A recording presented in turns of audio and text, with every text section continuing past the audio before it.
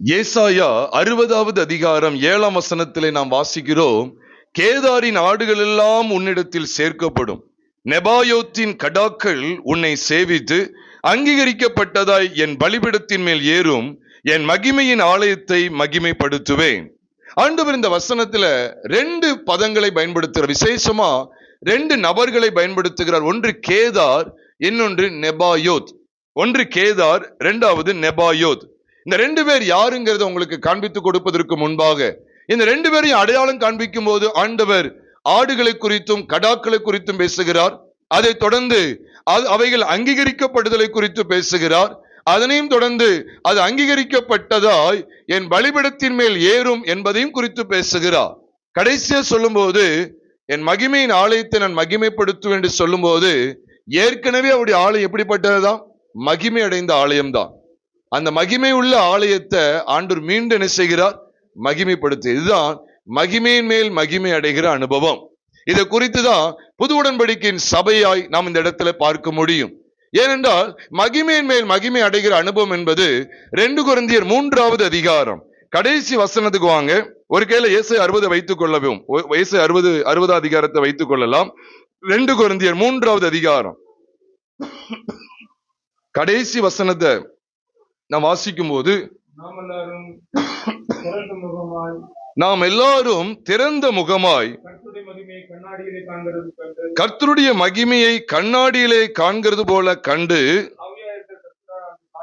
ஆவியாய் இருக்கிற கர்த்தரால் அந்த சாயலாக தானே மகிமையின் மேல் மகிமை அடைந்து மறுரூபப்படுகிறோம் என்று சொல்லுகிறார்.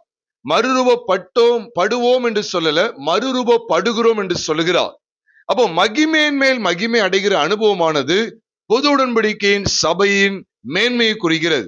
ஏன்னா 2 கொரிந்தியர் 3வது அதிகாரம் முழுக்க நீங்க கவனித்து பாருங்க. பழைய உடன்படிக்கையினுடைய சிறப்பு குறித்தும் புது உடன்படிக்கையுடைய சிறப்பு குறித்தும் காண்பித்து கொடுப்பார். அதுல விசேஷமாக பழைய உடன்படிக்கையின் சிறப்பை காட்டிலும் புது உடன்படிக்கையின் சிறப்பு அவ்வளவு மேன்மையானதுங்கிறத வெளிப்படுத்தி இருப்பார். அதனாலதான் மோசையின் ஊழியத்தை குறித்தும் அங்கே அப்போஸ்தலருடைய ஊழியத்தை குறித்தும் அங்கு சொல்லப்பட்டிருக்கிறது. ஏறக்குறைய 6ஆம் வசனத்திலிருந்து நாம் பார்க்க முடியும். அந்த மோசையினுடைய ஊழியத்தை மரணத்துக்கு ஏதுவான ஊழியம் என்று 7ஆம் வசனத்திலே சொல்லப்பட்டிருக்கிறது. 8ஆம் வசனத்திலே மோசையினுடைய ஊழியம் ஒளிந்து போகிற மகிமையுடையது என்று சொல்லப்பட்டிருக்கிறது. 9ஆம் வசனத்திலே ஆக்கினை தீர்ப்பு கொடுக்கிற ஊழியம் என்று அங்கே சொல்லப்பட்டிருக்கிறது. பிரியமானவர்களே, இவ்விதமாய் பழைய உடன்படிக்கையை காட்டிலும் புது உடன்படிக்கையினுடைய சிறப்பு எவ்வளவு மேன்மை வாய்ந்தது என்பதை வெளிப்படுத்துகிற இடத்துலதான் புது உடன்படிக்கையினுடைய உண்மையான வெளிச்சத்தை அங்க காண்பித்து கொடுத்து முடிக்கிற இடத்தான் சொல்றாரு, மகிமையின் மேல் மகிமை அடைந்து மறுரூபப்படுகிறோம். அப்ப இதே சத்தியத்தை தான் அங்கே நாம் பார்க்கிறோம்.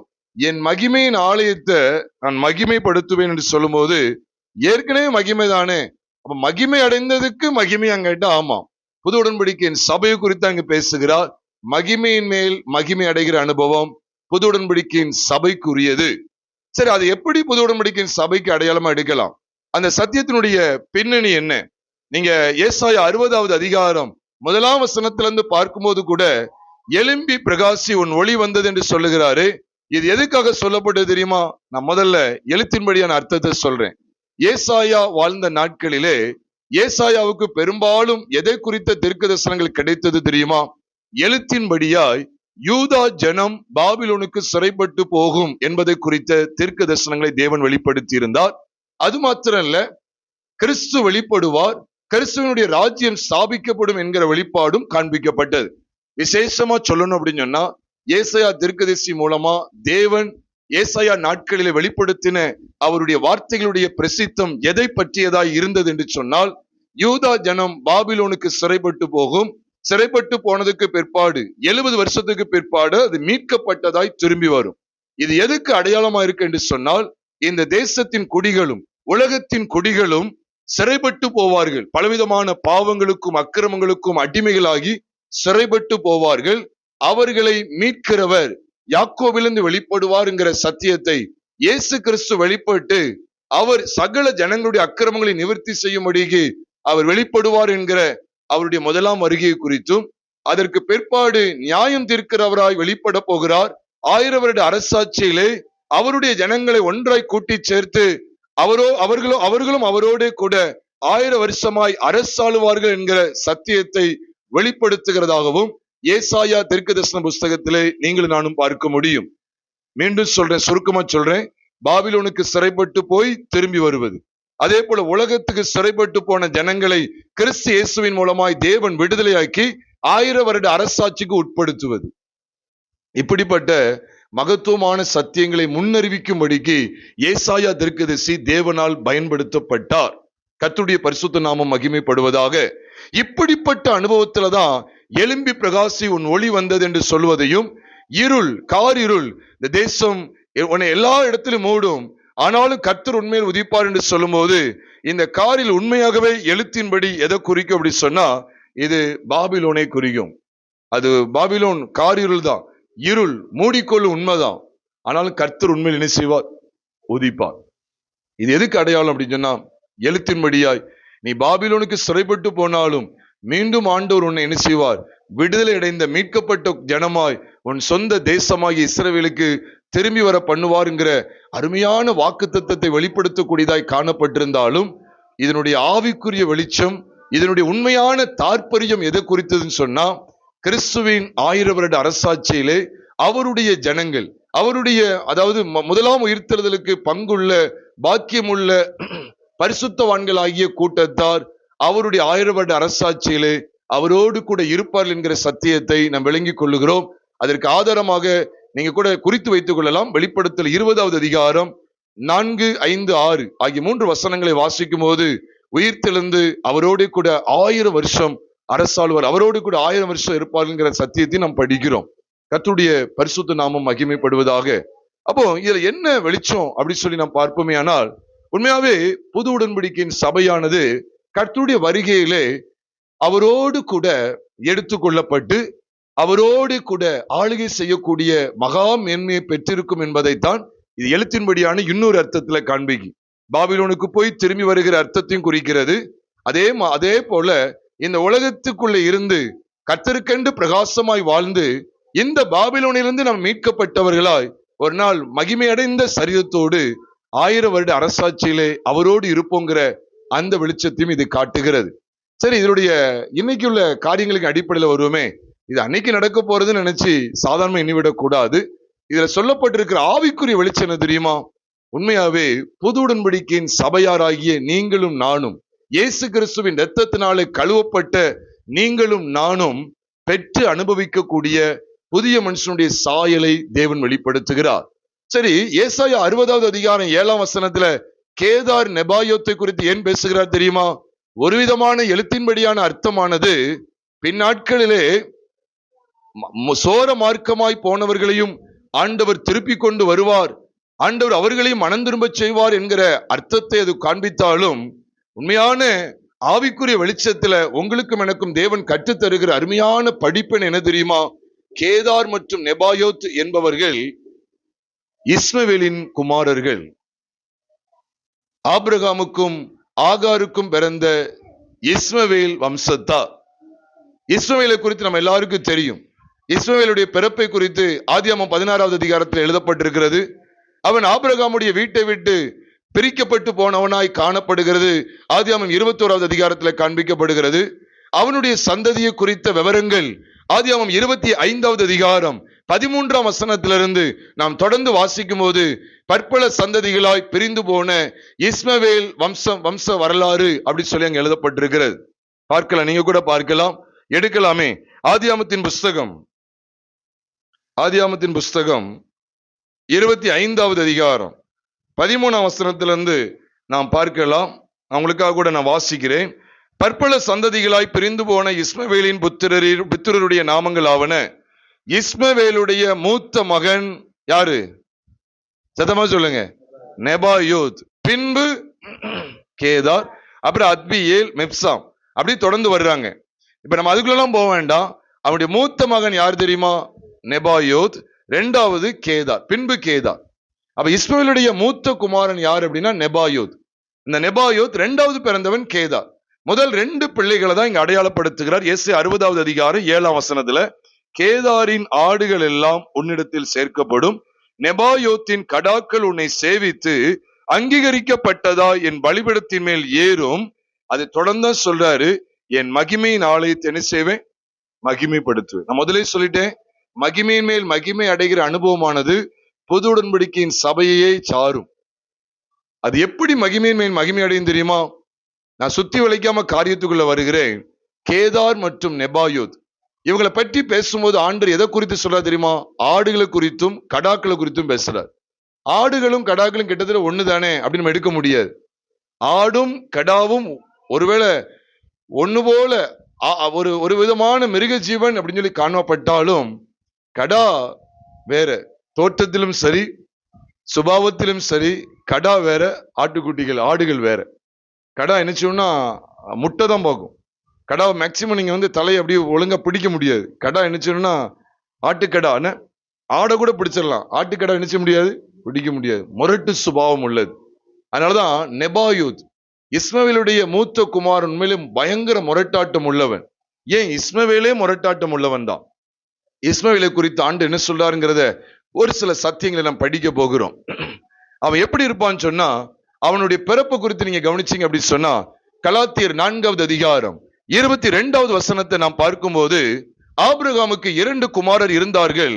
ஒருவன் அடிமையானவரிடத்தில் பிறந்தவன், மற்றவன் சுயாதீனம் உள்ளிடத்தில் பிறந்தவன். அப்போ 2 குமாரர்கள் யார் அப்படின்னு சொன்னா நமக்கு தெரியும். ஒன்று இஸ்மவேல், இன்னொன்று சத்தமா சொல்லுங்க ஈசாக்கு. ஒன்று இஸ்மவேல், இன்னொன்று ஈசாக்கு. இஸ்மவேல் எப்படி பிறந்தான்னு இப்ப நீங்க தான் சொல்ல போறீங்க. 29ஆம் வசனத்தை பாருங்க. அதே கலாத்தியர் 4வது அதிகாரம் 29ஆம் வசனத்தை பாத்தீங்கன்னா, ஆகிலும் மாம்சத்தின்படி பிறந்தவன் ஆவியின்படி பிறந்தவனை அப்பொழுது துன்பப்படுத்தினது போல இப்பொழுதும் நடந்து வருகிறது. அதை குறித்து வேதம் என்ன சொல்லுகிறது? புரியுதா உங்களுக்கு?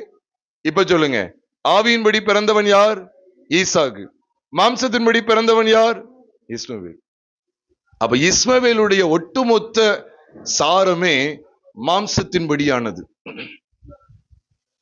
திட்டவட்டமா விளங்கிக்கங்க.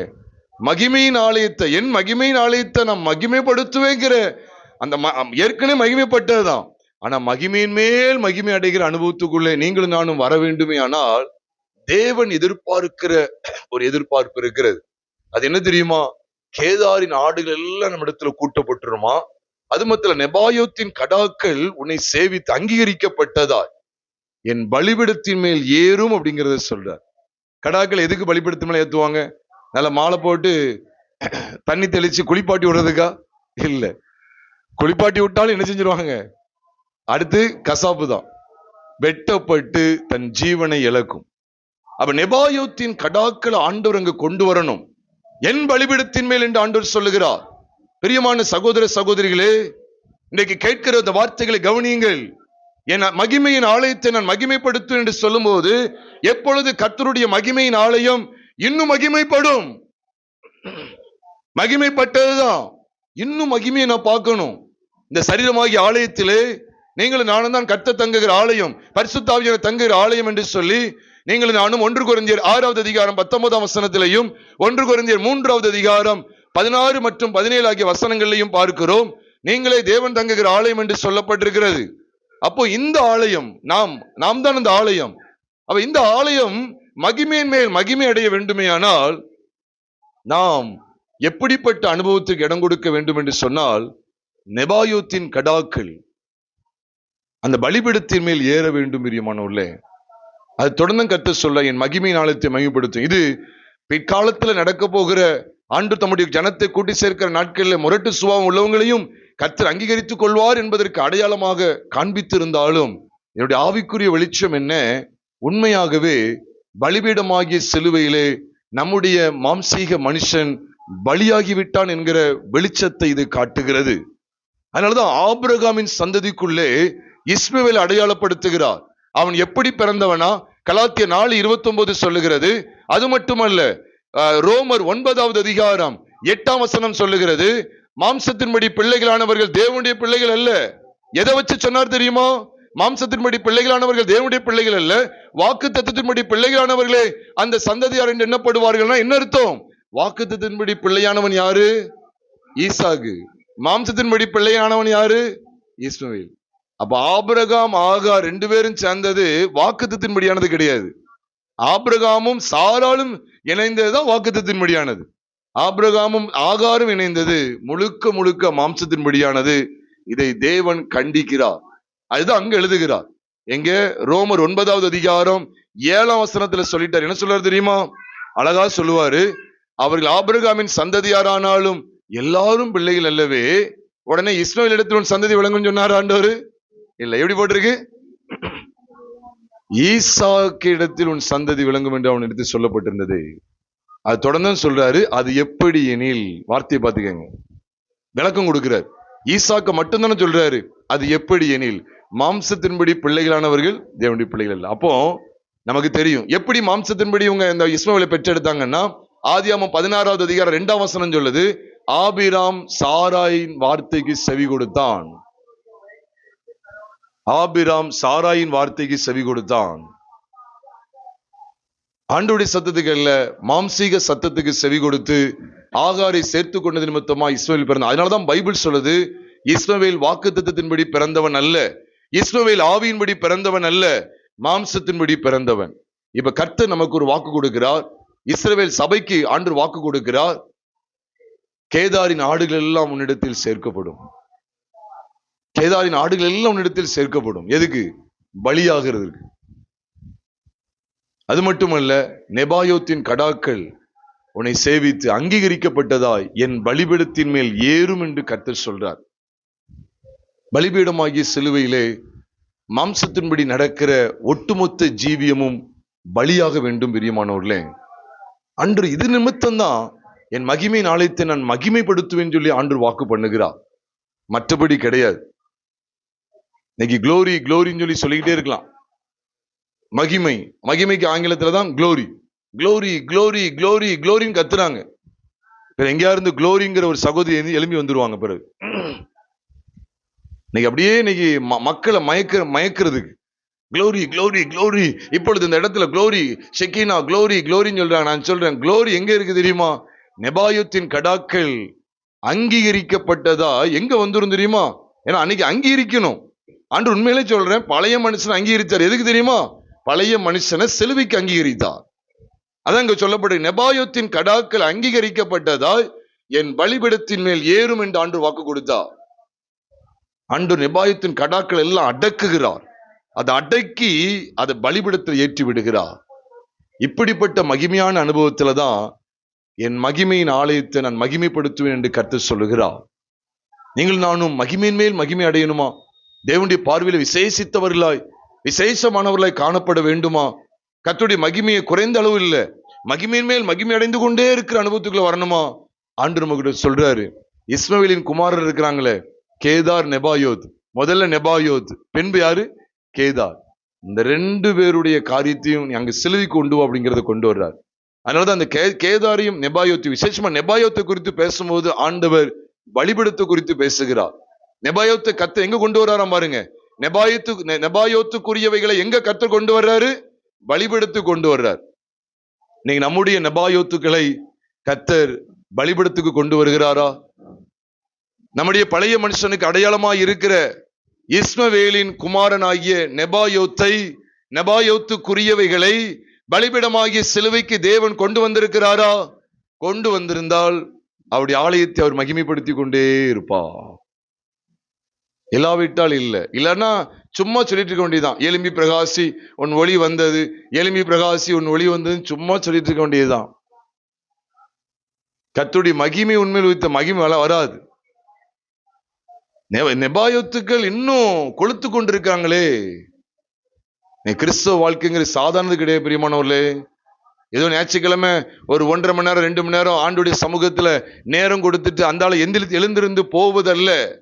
ஏதோ கொஞ்ச நேரம் நேரம் கொடுத்துட்டு மற்ற நேரங்கள் எல்லாம் போன்ல கண்டதையும் கழுதையையும் பார்த்து இஷ்டப்படி அங்க அதை சாட்சி பார்த்தேன், இதை பார்த்தேன், நம்ம நாடகம், சினிமா, அப்புறம் மோசம் போக்கக்கூடிய இச்சையான காரியங்கள், அதை பார்த்தேன் இதை பார்த்தேன்னு சொல்லி மாம்சீகமான பார்வை, மாம்சீகமான சிந்தனை, மாம்சீகமான செயல்பாடு, மாம்சீகமான கிரியைகள், இவைகளுக்கே இடம் கொடுத்து வாழ்வுமையானால் மகிமையை பார்க்கவே முடியாது.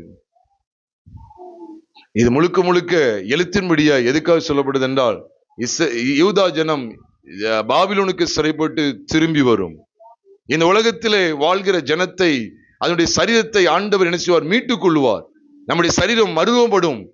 அதை காண்பித்து கொடுத்தது. அதுக்கப்புறம் 1000 வருடமாய் நாம் தேவனோடு அரசாட்சி செய்வோம், தேவனோடு இருப்போம்ங்கிற அந்த வெளிச்சத்தை வெளிப்படுத்துகிறதற்காக ஒருவேளை இது 1000 வருட அரசாட்சிக்கான காரியங்களாகவும் வெளிப்படுத்தப்பட்டிருக்கணும். இல்லை, நாம் மறுக்கவே இல்லை. ஆனா நமக்கு வெளிப்பாடாய் சொல்லப்படுகிறது என்ன? நெபாயோத்தின் கடாக்கள் பலிபீடத்தின் மேல் ஏற வேண்டும். இன்னைக்கு நெபாயோத்தின் கடாக்கள் எங்கெல்லாம் சுத்து தெரியுமா? நான் நெபாயோத்தை மீண்டும் அழுத்தம் கொடுக்கிறேன். இஸ்மவேல் அவனுடைய நோக்கமே முழுக்க முழுக்க மாம்சீகமான அவனுடைய பிறப்பை நான் சொல்லிட்டேன். அங்க ரோமர்ல தெளிவா பார்த்துட்டோம். ரோமர் 9 சரி, கலாத்தியர் 4 சரி, அவன் மாம்சத்தின்படி பிறந்தவன் சொல்லி வேதம் சொல்லுது. இன்னொரு இடத்துல பாக்குறீங்களா? நீங்க கூட வாசிக்கலாம். ஆதியாமத்தின் புஸ்தகத்தை எடுத்துக்கொள்ளுங்கள். ஆதியாமம் 16வது அதிகாரம் 11 மற்றும் 12 கவனியுங்கள். ஆதியாமம் 16வது அதிகாரம் 11 மற்றும் 12 கவனியுங்கள். அவன் துஷ்ட மனுஷனாய் இருப்பானாம். 11 கவனிங்க. பின்னும் கர்த்தருடைய தூதனானவர் அவளை நோக்கி, நீ கர்ப்பவதியாய் இருக்கிறாய், ஒரு குமாரனை பெறுவாய். கர்த்தர் உன் அங்கலாய்ப்பை கேட்டபடினால் அவனுக்கு இஸ்மவேல் என்று பெயரிடுவாயாக. அவன் எப்படி இருப்பான்? அவன் துஷ்ட மனுஷனாய் இருப்பான். அவனுடைய கை எல்லாருக்கும் விரோதமாகவும் எல்லாருடைய கையும் அவனுக்கு விரோதமாகவும் இருக்கும். தன் சகோதரர் எல்லாருக்கும் எதிராக குடியிருப்பான். இஸ்ரவேலுடைய ஒட்டுமொத்த சாரமே இங்க வெளிப்படுத்தப்படுது. அவன் பிறக்கிறதுக்கு முன்னாலேயே அவனுடைய கை எல்லாருக்கும் விரோதமா இருக்கும், எல்லாருடைய கை அவனுக்கு விரோதமா இருக்கும்.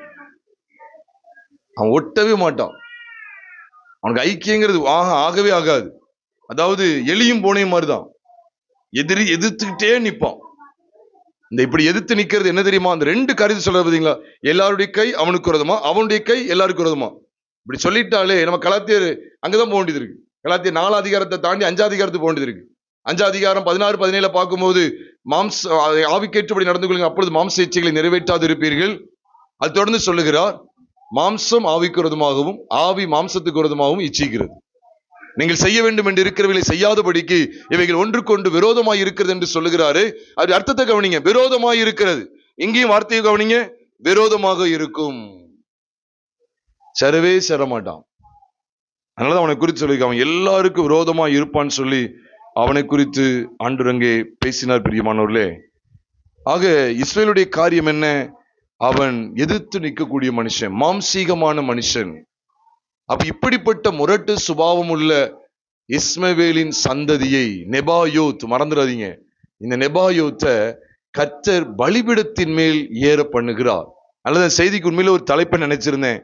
நெபாயோத்தின் கடாக்களை பலிபீடத்தின் மேல் ஏற பண்ணுகிற கர்த்தர் அப்படின்னு சொல்லி காலையில இருந்து எனக்கு ஒரு இப்படியே இந்த வார்த்தை வந்துகிட்டு இருக்கு. நெபாயோத்தின் கடாக்களை பலிபீடத்தின் மேல் ஏற பண்ணுகிற கர்த்தர் அப்படிங்கிற சத்தியம் உண்மையிலே பிரியமானவர்களே. நம்முடைய நெபாயோத்தின் கடாக்கள் என்ன? முரட்டு சுபாவம், பிடி கொடுக்காது, பிடிக்க முடியாது, அப்படி முண்டிக்கிட்டு வரும், அப்படி அங்கிட்டு இழுக்கும். சுதாரிக்கலன்னா முட்டி நம்ம மூஞ்சியை கிழிச்சிரும், அது வயிற்று கிழிச்சிரும். முரட்டு சுபாவங்கள். இன்னைக்கு முரட்டு சுபாவங்களை பலிபீடத்தின் மேல ஏற்ற மாட்டுக்கிறோமே. நெபாயோத்தின் கடாக்கள் உல்லாசமாய் சுற்றி கொண்டிருக்கிறார்களே. கடா அப்படின்னு சொன்னா என்ன அர்த்தம்? எதுவும் ஆடு, அதுவும் ஆடுதான். கிட்டத்தட்ட சொல்ல போனா என்ன, இங்க கொம்பு இருக்கு. சிலருக்குலாம் இப்ப என்னது 2 கொம்பு முளைச்சிட்டு இருப்போம் சொல்லுவாங்க. கொஞ்சம் எய்து பேசினா சொல்லுவாங்க, இப்ப உனக்கு ரொம்ப இப்பெல்லாம் என்னது கொம்பு முளைச்சிட்டு அப்படின்னு சொல்லுவாங்க. பிரியமானவர்களே, ஆண்டவர் நம்முடைய ஜீவியத்தின் மேல எவ்வளவு அக்கறை உள்ளவராய் இருக்கிறார். நெபாயோத்தின் கடாக்கள் அவர் அங்கு கொண்டு வர வேண்டுமே. எலும்பி பிரகாசி உன் ஒளி வந்ததுன்னா எதுக்காக சொல்ல வர்றார்? நீ எலும்பி பிரகாசிக்கலாம் ஏன் சொல்றார்? ஏன்னா கர்த்தர் உன் வாழ்க்கையிலே நெபாயோத்தின் கடாக்களை, முரட்டு சுபாவம் உள்ள மாம்சத்தின்படி நடக்கிற அந்த இஸ்மவேலின் சந்ததியை பலிபீடத்திலே வேறறுக்கிறார். நீங்க அப்படி தெரிஞ்ச மாதிரி இல்லையே. போன்ல இஷ்டதெல்லாம் பாக்குறாங்க, டிவியில இஷ்டப்பட்டதெல்லாம் பாக்குறாங்க, இஷ்டப்பட்டதெல்லாம் கேட்கிறாங்க. வாழ்க்கையை பார்த்து அருவருப்பு, கண்கள் கண்டதெல்லாம் இச்சித்து அடைய விரும்புகிறார்கள். கால்கள் எங்கெல்லாம் போகணும்னு நினைக்குது, அங்கெல்லாம் போகுது. இன்னைக்கு மனம் போன போக்கிலே போய்கொண்டிருக்கிற மனிதர்கள் ஏராளம். எல்லா மனிதருக்குள்ளேயும் எது கிரீசை தெரியுமா? அதிகமா கிரீசை தெரியுமா? நெபாயோத்தின் கடாக்கள் கிரியை செய்து கொண்டிருக்கு. ஆண்டவர் ஏன் இங்க டைரக்டா இஸ்மவேல்னு சொல்லியிருக்கலாம்ல, இஸ்மவேலின் கடாக்கள் எல்லாம் சொல்லியிருக்கலாம். ஏன் நெபாயோத்துன்னு சொன்னார் தெரியுமா? நீங்க இதெல்லாம் கவனிக்கணும். இஸ்மவேலுடைய ரத்தம் அது, இஸ்மவேலுடைய பிறப்பு அது, இஸ்மவேல் பிறப்பிக்க கூடியவைகள் அவைகள். உங்களுக்கு புரியுதா? இஸ்மவேல் பிறப்பிக்க கூடியவைகள். இங்க இஸ்மவேல் டைரக்டா சொல்லிக்கலாம். கேதார் நெபாயோத்துன்னு சுத்தி வளைக்காம பிள்ளைகளையா பேசுறது? தாய் தகப்பனே அடிச்சிட வேண்டியதானே? என் பிள்ளைகளை பற்றி அப்படி சொல்லிட்டு இந்த பிள்ளைகள் அவங்க பிள்ளைகள் சொல்றதை விட டைரக்டா பேரையும் சொல்லிக்கலாம்ல, தகப்பன் பேரையும் சொல்லலாம்ல. ஏன் சொல்லல தெரியுமா? இஸ்மவேலுடைய சந்ததி எவ்வித முரட்டாட்டம் உள்ளதாய் வெளிப்படுத்தப்பட்டுக்கிட்டே இருக்குன்னு பாருங்க. கேதார், அவனுடைய இரண்டாவது குமாரனாகிய கேதாரை கவனியுங்கள், அவனுடைய மூத்த குமாரன் நெபாயோத்தை கவனியுங்கள். அவனால் பிறப்பிக்கப்படுகிற மாம்சம் பிறப்பிக்கிற அத்தனையையும் கர்த்தர் பலிபீடத்துக்கு கொண்டு வந்து விட்டார் என்கிற வெளிச்சத்தை அறிவதற்காக. இஸ்மவேலுக்கு எத்தனை பிள்ளைகள், ஆனா எதுல இருந்து வருது தெரியுமா? இஸ்மவேலுக்கு இந்த 2 பிள்ளைகளை வச்சு அடுத்தடுத்து பிள்ளைகள் வந்துகிட்டே இருக்கும். முதல்ல யாருதான்? நெபாயோத், இரண்டாவது கேதார். நம்முடைய வாழ்க்கையை ஆராய்ந்து பார்ப்போமா? நம்முடைய நெபாயோத்தின் கடாக்களை தேவன் பலிபீடமாகிய சிலுவைக்கு கொண்டு வந்து விட்டாரா? ஆராய்ந்து பாருங்கள் பிரியமான. அதனாலதான் நெபாயோத்தின் கடாக்களை குறித்த விஷயங்களை எங்க பேசுறாரு தெரியுமா? இஸ்மவேல் வந்து மாம்சம் ஆவிக்கு விரோதமா, ஆவி மாம்சத்துக்கு விரோதமா இச்சைக்கு, அதுதான் நடக்கு. கலாத்தியர் 5 மட்டும் இல்ல, 5வது அதிகாரம் 16-17 மட்டும் காமிக்கல, 4வது அதிகாரம் 29ஆம் வசனத்திலே சொல்லிட்டார்.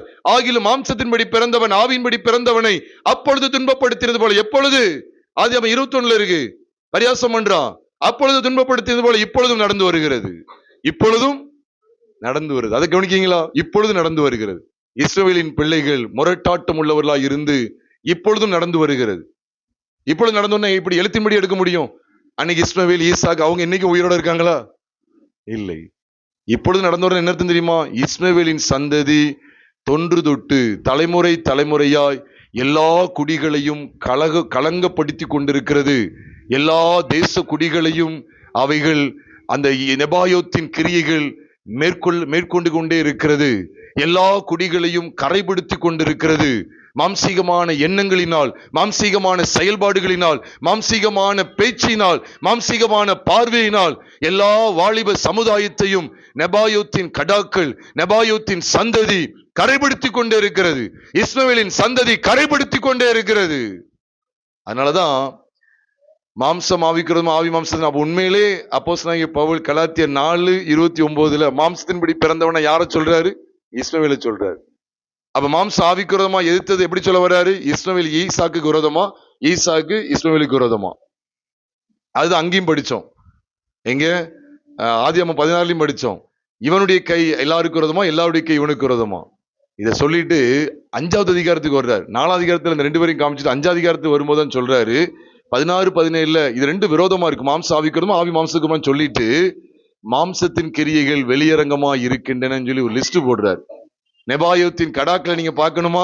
கடாக்களுடைய சுபாவங்களை பார்க்கணுமா? மாம்சத்தின் கிரியைகள் வெளியரங்கமா இருக்கின்றன சொல்லி கிட்டத்தட்ட ஒரு 17 காரியங்கள் நினைக்கிறேன் அதுல சொல்லப்பட்டுக்கிட்டே இருக்கு. இந்த கடாக்கள் எப்படி முட்டும், இதுக்கு இடம் கொடுத்து பாருங்க, நம்மளை முட்டி தூக்கி வீசிடும். உண்மைதானே? அந்த மாம்சத்தின் கிரியைகளை ஏதாவது ஒண்ணுக்கு இடம் கொடுத்தா கூட அது என்ன செய்யும்? நம்முடைய வாழ்க்கையை சின்ன பண்ண ஆக்காத. சொத்தமா சொல்லுங்க, நம்முடைய வாழ்க்கையை ஒண்ணு இல்லாம ஆக்கி விட்டுரும். கடாக்களுக்கு ஜாக்கிரதையா இருக்கணும். சில கடாக்கள் பக்கத்துல நிப்பாங்க, ஆட்டுக்குடி பக்கத்துல கூட பிரச்சனை இல்லை, கடாக்கள் பக்கத்துல நிப்பாங்க. அது என்னன்னா திடீர்னு பார்க்கவும் சாதாரணமா இந்த மாதிரி இருக்கும், திரும்ப பார்த்தா முட்டிரும். அப்படியே பின்னால போய் அப்படி முட்டும். அது பயங்கரமா இருக்கும். பிரியமானவர்களே, இன்னைக்கும் நெபாயோத்தின் கடாக்கள் அங்கே வெளிப்படுத்தப்பட்டிருக்கு பாருங்க. மாம்சத்தின்படி நடக்கிறதா, மாம்சத்தின் கிரியைகள் வெளியரங்கமாக இருக்கின்றன. அவை யாவனும் சொல்லி காமிச்சு கொடுத்தது மட்டும் இல்ல, அத்தனை கடாக்களையும் முரட்டு சுபாவங்களையும் காமிச்சு கொடுத்துட்டு 24ஆம் வசனத்துல ஒன்னில்லாம ஆக்கிறார். எங்க கொண்டு போயிட்டார் சொல்லுங்க? இப்போ யார் சொல்றான்னு பாப்போம். எங்க கொண்டு போயிட்டாருன்னு சொல்லுங்க. அந்த நெபாயோத்தின் கடாக்கள் எல்லாத்தையும் அந்த வசனத்தை பார்த்து சொல்லக்கூடாது, அதுல சொல்லப்பட்ட சிலுவைங்கிற வார்த்தையை சொல்லக்கூடாது. அந்த கடாக்களை எல்லாத்தையும் எங்க கொண்டு போயிட்டாரு? பலிபீடத்துக்கு கொண்டு போயிட்டார். ஏசாயா 60:7 படி சிலுவை தான், நான் இல்லைன்னு சொல்லல, நீங்க பார்த்தது சொல்ற மாதிரி இருக்கு, அர்த்தத்தை விளங்கிக்கிடணும். நெபாயோத்தின் கடாக்களை அங்கீகரித்து அவர் என்ன செய்யறாரா? பலிபீடத்தின் மேல் ஏறும் சொல்லி சொல்றாரு. அதுக்கப்புறம் தான் சொல்ல, என் மகிமையின் ஆலயத்தை நான் மகிமைப்படுத்துவேன், மகிமையின் ஆலயத்தை மகிமைப்படுத்துவேன். தயவுசெய்து சொல்ற, மாம்சத்துக்கு இடம் கொடுக்காதீங்க. ஒருத்தங்க ஏசுறாங்களா, பொறுமையா போங்க. திட்டுறாங்களா, இல்லாத பொல்லாத சொல்றாங்களா, சாந்தமா போங்க. பேசவே வேண்டாம், எதிர்த்து பேச வேண்டாம். அடிச்சா கூட அடிபட்டு போகணுமே, அதுதான் கிறிஸ்தவ வாழ்க்கை ஒழிய அப்படியே சண்டித்தனத்தை காமிக்க கூடாது. பொதுவா கடாக்கள் நினைச்சு தெரியுமா, கடாக்களை வந்து நினைச்சுன்னா மோதும். ஆனா கடா வந்து ஆட்டுக்குட்டியோட மோதுமா? இல்ல, ஆட்டுக்குட்டி சாதுவானது. கடாக்கள் வந்து கடாக்களோட தான் சண்டை போடும். கடா வந்து ஆட்டுக்குட்டி எதிர்க்கும் போது ஆட்டுக்குட்டி அப்படியே வலுவிழந்து போயிரும். நான் எப்பா ஒன்ன மோத முடியாது, வேண்டாம்னு சொல்லி போயிரும். ஆனா 2 கடை மோதும். அவனும் மிருகமா இருக்கான, நம்மளும் மிருகமா இருக்கணுமா? ஊழியக்கார மிருகமா இருக்கான, நம்மளும் மிருகமா இருக்கணுமா? அது சக விசுவாசிகளோ அல்லது பக்கத்து வீட்டாரோ சொந்த பந்தங்களோ வேலை பார்க்கிற இடத்துலயோ அவங்கதான் மிருக குணம் உள்ளவங்களா நெபாயத்தின் கடாக்களா இருக்காங்கன்னா நம்மளும் நெபாயத்தின் கடாக்களா இருக்கணுமா? இல்லை பிரியமானவர்களே, இன்னைக்கு நாம் சிந்தித்து தேவனுடைய சத்தத்துக்கு நாம் செவி கொடுப்போமா? ஏனென்றால் தேவனுடைய ஆசை எல்லாம் என்ன தெரியுமா? என் மகிமை நாளையத்தை நான் மகிமைப்படுத்துவேன். எப்ப தெரியுமா அவர் உள்ளத்திலிருந்து பேசுறாரு தெரியுமா? இதெல்லாம் எப்ப உள்ளத்திலிருந்து பேசுறாரு தெரியுமா? நெபாயத்தின் கடாக்கள் அவர் பலிபடுத்தி கொண்டு வரணுமே வாஞ்சியோடு இருக்கிறார்.